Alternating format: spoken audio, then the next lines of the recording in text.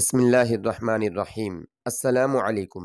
حضرت ابراہیم بن ادہم رحمہ اللہ نے مکہ مکرمہ میں ایک شخص سے کچھ کھجوریں خریدیں۔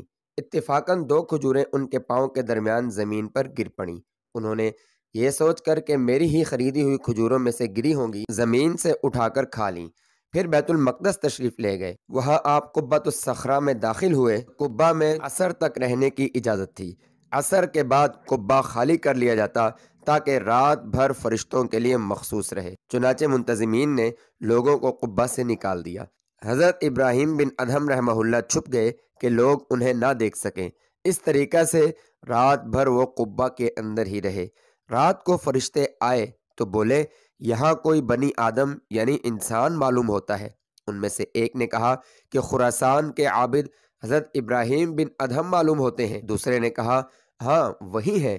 تیسرا بولا، یہ وہی شخص ہیں کہ ہر روز ان کے اعمال قبول ہو کر اوپر آسمان کی طرف چڑھتے ہیں۔ چوتھا بولا، بات تو یہی ہے، مگر 1 سال سے ان کی عبادت اوپر جانے سے رک گئی ہے اور اتنی مدت ان کی دعائیں بھی قبول نہیں ہوئیں، جس کا سبب وہ 2 کھجوریں بنی ہیں جو انہوں نے مکہ مکرمہ میں اپنی سمجھ کر زمین سے اٹھا کر کھا لی تھیں۔ پھر یہ فرشتے اپنی عبادت میں مشغول ہو گئے، یہاں تک کہ صبح صادق ہو گئی۔ دربان آیا، اس نے قبہ کا دروازہ کھولا۔ ابراہیم بن ادہم نکلے اور سیدھا مکہ مکرمہ تشریف لے گئے۔ وہاں پہنچ کر اسی دکاندار کے دروازے پر آئے۔ پھر دیکھا کہ ایک نوجوان کھجوریں بیچ رہا ہے۔ آپ نے اس سے پوچھا کہ پچھلے سال یہاں ایک بڑے میاں کھجوریں بیچتے تھے، وہ کہاں چلے گئے؟ اس نے کہا، وہ تو فوت ہو گئے ہیں۔ حضرت ابراہیم بن ادہم رحمہ اللہ نے اس نوجوان کو سارا قصہ سنایا۔ اس پر اس نے کہا، ان 2 کھجوروں میں سے اپنا حصہ تو میں نے معاف کر دیا، البتہ گھر پر میری ایک بہن اور والدہ ہے، ان کا حصہ بھی ان کھجوروں میں ہے، آپ گھر تشریف لے جا کر بات کر لیں۔ حضرت ابراہیم بن ادہم ان کے گھر تشریف لائے۔ ایک بڑی بی لاٹھی کا سہارا لیتی ہوئی باہر نکلی۔ آپ نے انہیں سلام کیا۔ بڑی بی نے سلام کا جواب دے کر پوچھا، کیسے آنا ہوا؟ آپ نے انہیں بھی سارا قصہ سنایا۔ بڑی بی نے کہا، میں نے بھی اپنا حصہ معاف کر دیا۔